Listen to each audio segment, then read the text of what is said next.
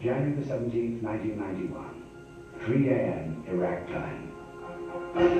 Hell breaks loose on Baghdad.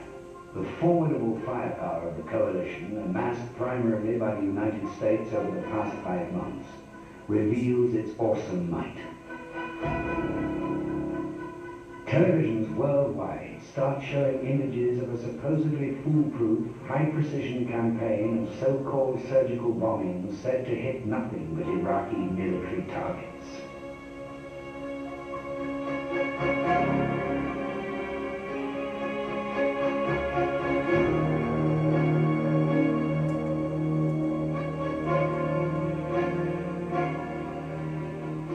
February the 23rd, 1991.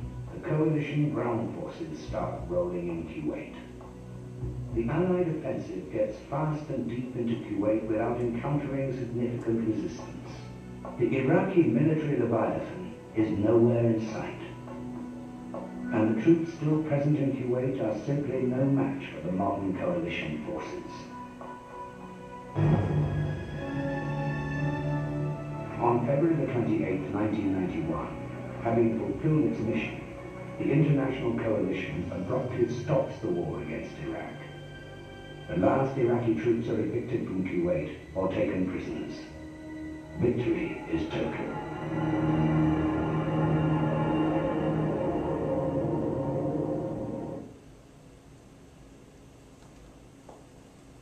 Five weeks of bombing, 100 hours of a ground offensive into Iraq and Kuwait. And the war's over.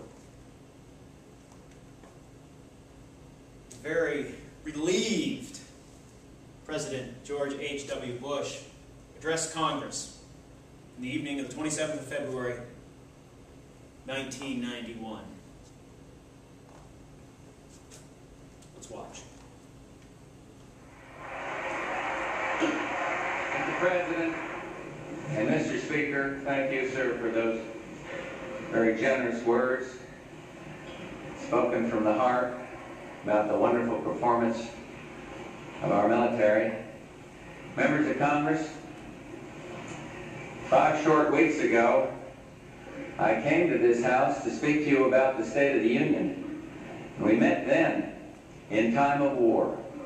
Tonight, we meet in a world blessed by the promise of peace.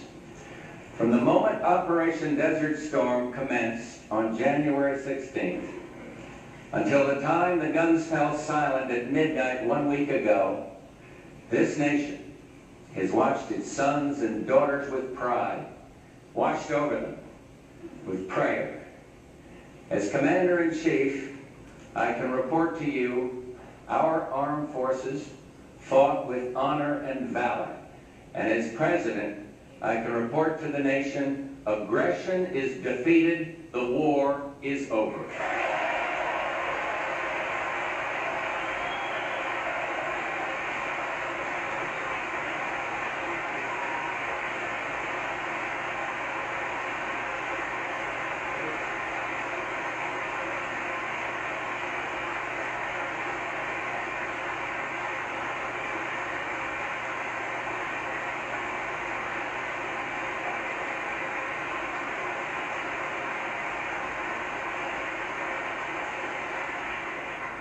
This is a victory for every country in the coalition, for the United Nations, a victory for unprecedented international cooperation and diplomacy, so well led by our Secretary of State, James Baker. It is a victory for the rule of law and for what is right.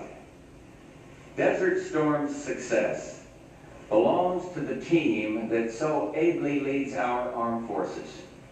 Our Secretary of Defense and our Chairman of the Joint Chiefs, Dick Cheney and Colin Powell.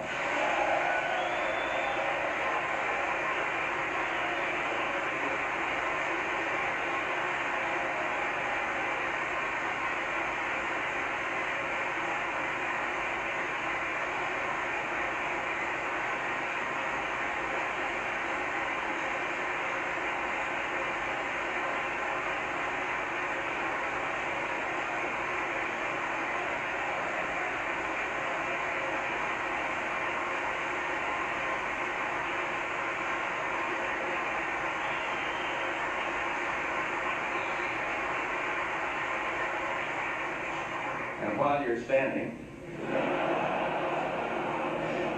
this military victory also belongs to the one the British call the man of the match, the Tower of Calm at the eye of Desert Storm, General Norman Schwarzkopf.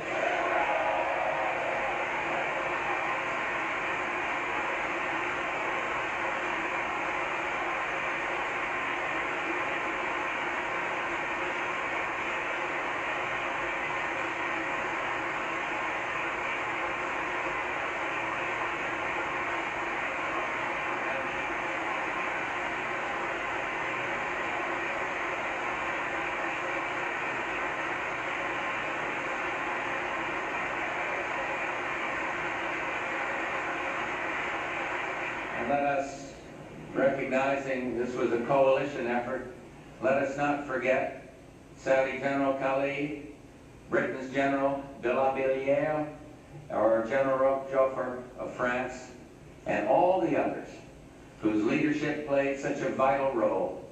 And most importantly of all those who served in the field. I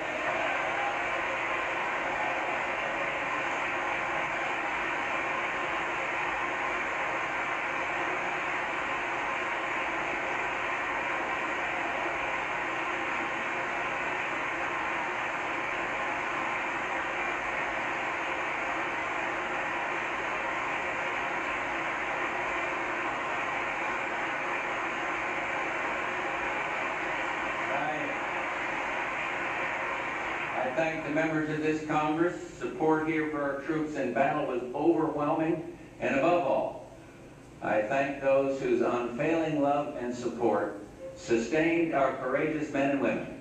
I thank the American people.